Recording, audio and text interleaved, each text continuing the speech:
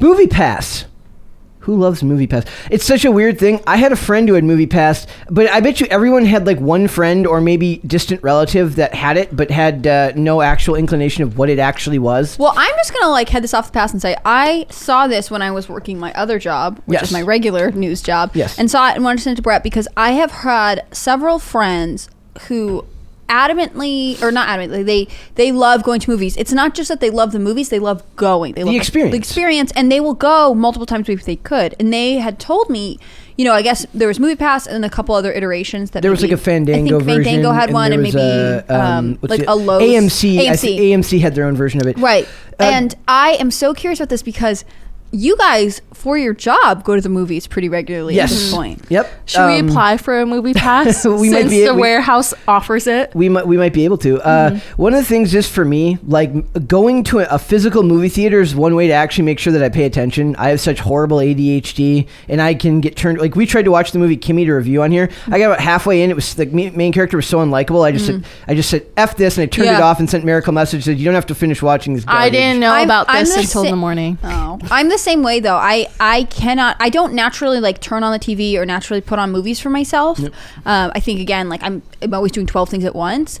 It's always on the background. So for me, MoviePass, which basically for anyone who doesn't know, correct me if I'm wrong, is a subscription service. You pay a monthly amount and you get to go to the movies a certain number of times. And we're going to talk about the new system they have in place here. Okay, because to me, I remember someone explained the math to me and they're like, it's like going to the movies for 75% off if you go enough. Yeah, you have to actually like going to the movies enough to use it. It's like people who go to the gym, who buy a gym membership and then never go. If you actually go a lot, it's a fantastic deal. Right. But if you never actually go to the gym, you know, that's I bet you gyms make most of their money on people who never No, I believe go. that. And that's what I thought this was making its money off of too. Yep. But I was just really fascinated. I love when businesses respond to like interest, but also given the slump in movie attendance with the pandemic, like maybe having an incentive to go back. I imagine dads everywhere. A lot of dads bought MoviePass for their family, thinking they were going to go more than they did. Or it's just a nice way to be like, oh, I have the kids this weekend. Like, you know, your wife needs a break kind of thing. Like, you have to entertain them. You're like, well, we're going to the movies. So this says, the new MoviePass is a tiered system that wants to track your eyeballs. Insert dystopian theme here.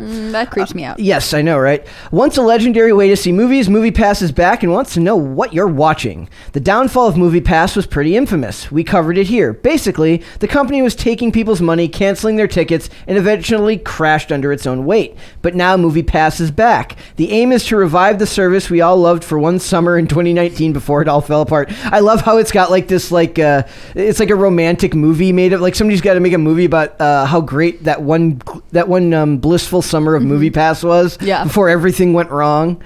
Its new plan is a tiered subscription system. MoviePass customers buy credits that they can redeem for movie showings. Popular movies at popular times cost more credits, and less popular movies at off times cost less.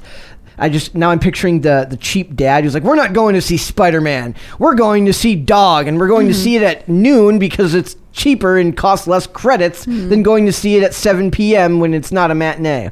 So it says the new planned tiered system is a subscription system, and it goes down here. It says the twist: customers will be able to earn credits by watching ads and having their eyeballs tracked. So that's creepy. I'm out. Just give in. What do they mean track their eyeballs?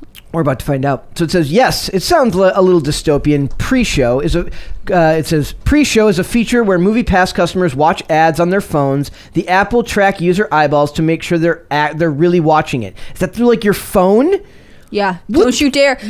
I don't know that I can make this but at the movie theater, like you have to watch the screen. You have to. I mean, me, Tim, a lot of people, we go to the movies early specifically so we can see the trailers. Yeah, I do that too. That's the point. I feel like when I'm going to the movies, I'm going. Like, I want to go early. I want to see the trailers. I want to get popcorn. I want to stay through the very last credit. Like, you've got your jacket so that in case you get cold. Yes, we've talked about this. Yes. Like, but the idea that they are tracking my eyeballs is, like, in the theater they're tracking my eyeballs? I think they're saying it on your phone. So you can't skip the ads maybe.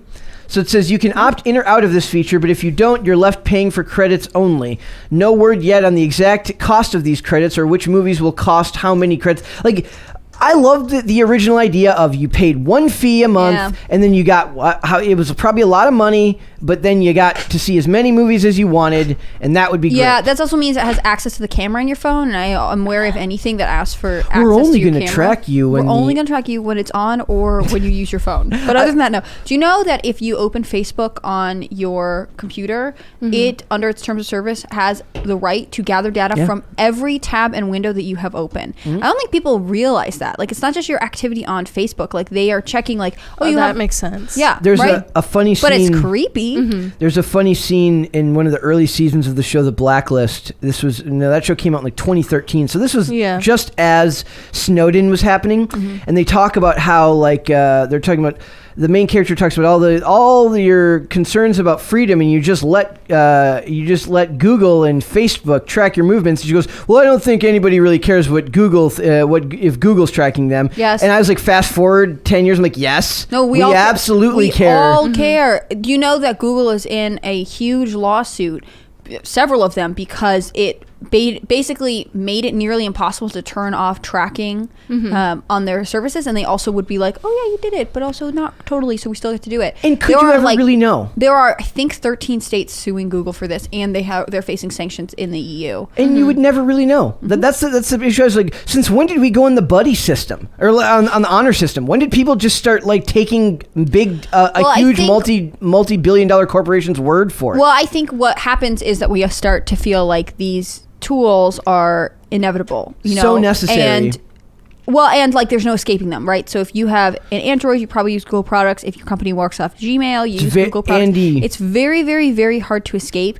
And then we become we just look at each other and say, well, they're probably doing it anyways. But like, I just feel like it's worth reiterating that, like, just because even if it is inevitable, you should push back against it. You should not cede your privacy and data just for convenience. So on MoviePass, this is not doing it for me. I also want to say to MoviePass, this is a complicated system. Yep. I am not so interested in movies that knowing what credits I get for this. Like, I think a couple stores do stuff like this. Like, you buy a shirt and they give you 13 credits. And when you get 200 it's credits. Gas station rewards points. No. Like, if I happen to get something like that, cool, great for me. But like, to try and calculate, like, if you had a family of 4 and being like, well, we're gonna pay for this service, which means we can get this many movies, unless you want to go to something that's the real question is, do the popcorn and that should count towards something? Or like, what if you have a bunch of teenagers and they're like, but I want to bring Billy, and you're like, okay, but if you bring Billy, you can't go to the exciting like just release movie, you have to go to a different one because your sister wants to go to that one, you know, like it just gets so complicated. The flat fee and subscription was way better. I thought they did offer like you can have like a special deal for popcorn, or that might just be Disney. That was the old version of MoviePass, but the funny better version. The funny thing about it is, why is Amazon Prime so successful? Literally because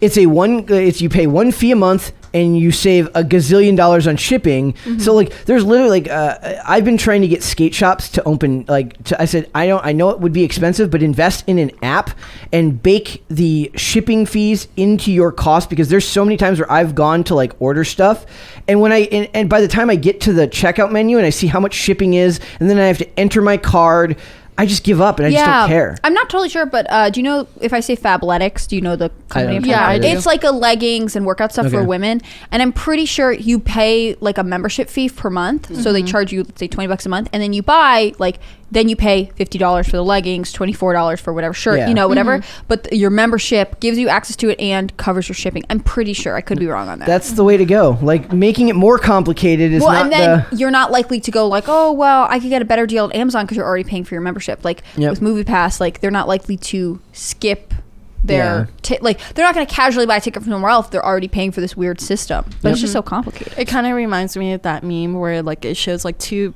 the same product. One offers free shipping, and then the other one charges you for shipping fees. So like the one that offers you free shipping, they just total the shipping fee. And it's the same thing. It's the same thing, and people don't realize it because they're like, free shipping, cool. I do that. But it's not. You just already pay for it. I do that on eBay purchases all the time, where I'll look at the exact same item and it's like $10 for one, or is it $501 for one and $499 shipping? I do the one that says free shipping just because it seems easier. Seems like a better deal. Just easier in my head.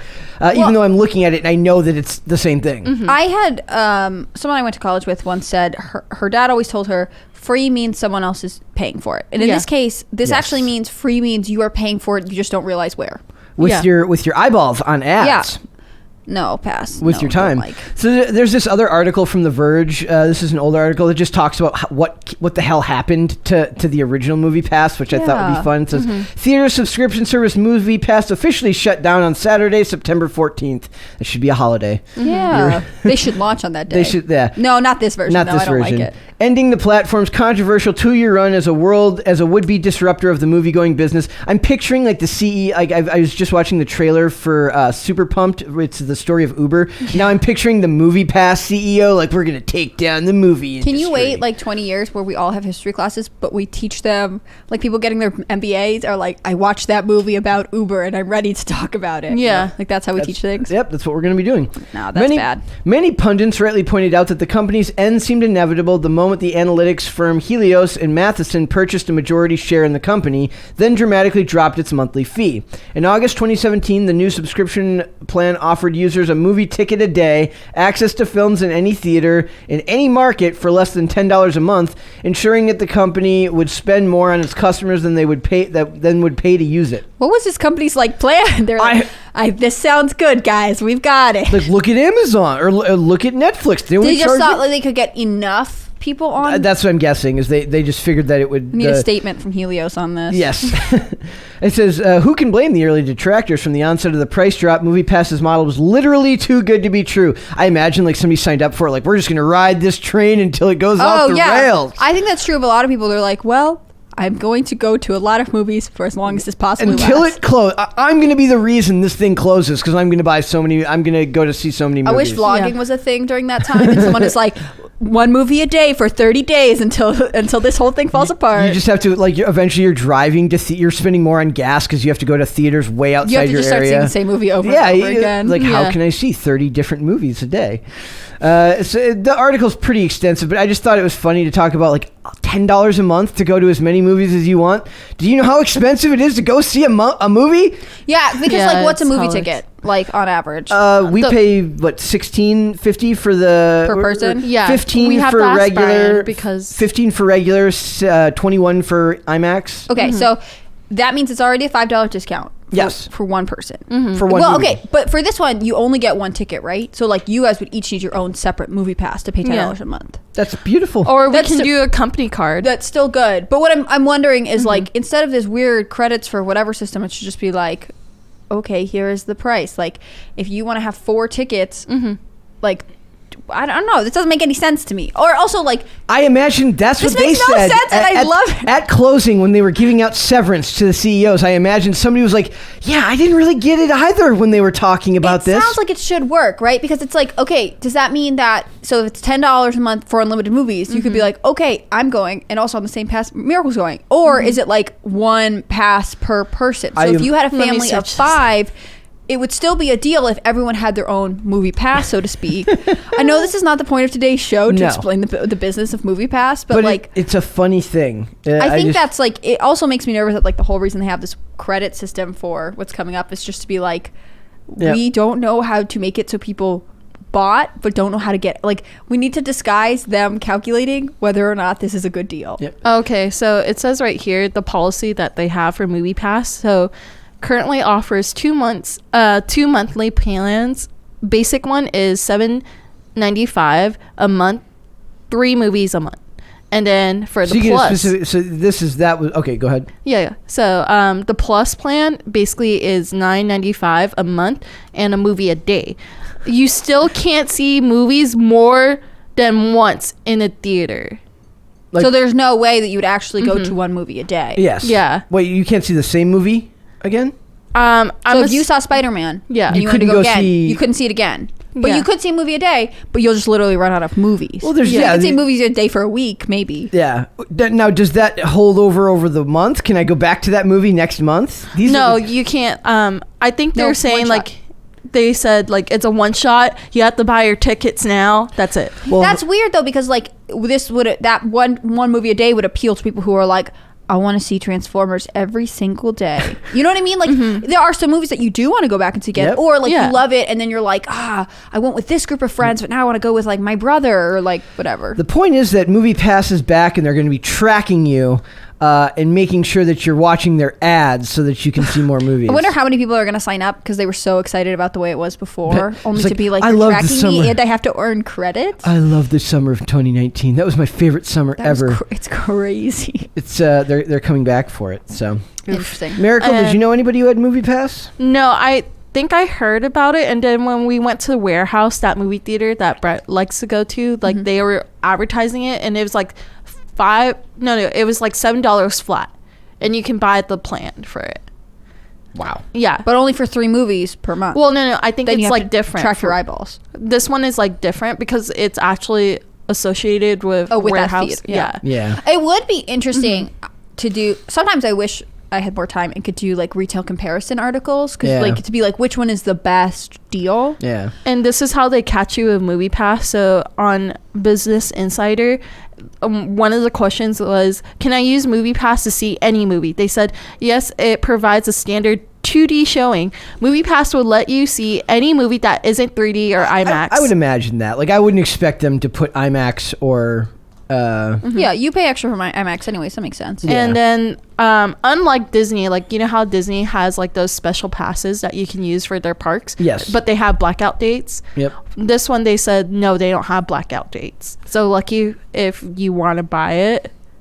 Yes, it does work so it works pretty much in any movie theater.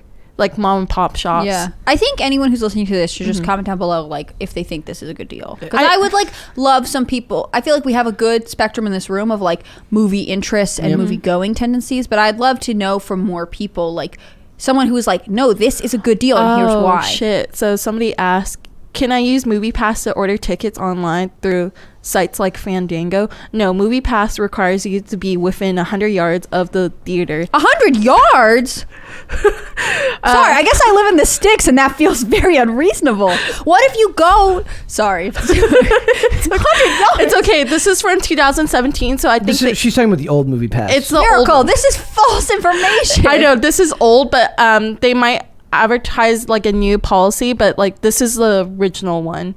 But they said, yeah, within 100 yards. Get out of here with this old information. Fake okay, news. Fine. Let me search up the new information. If it's the same thing. No, I'm done with this topic for today. We're moving on. The point is, I just thought it was crazy that they're tracking that they want to be able to track your eyeballs and make sure that you're watching their ads for credit. I think they should have just, in their time away, the 3 years or whatever that it's been since MoviePass died, like just been like, how can we make it work as close to the original model as possible instead of like making it too complicated? Way too complicated. Okay. In my personal opinion. Their website is kind of creepy. It's called MoviePass 2.0, and they don't tell you the policy unless you click view investment opportunities. I think you're about to click on a scam, so please don't do that. No, it says moviepass.com. No, I don't believe it. This is my laptop. Anyone can buy a domain name. I just want to put it out. I don't want my laptop getting some virus, Miracle. Please. It's okay. It's okay. We're going to be okay. Okay, we're moving on. We're moving on. This is how Miracle gets a virus on Brett's computer. We're going to let's not do that. Let's not do that.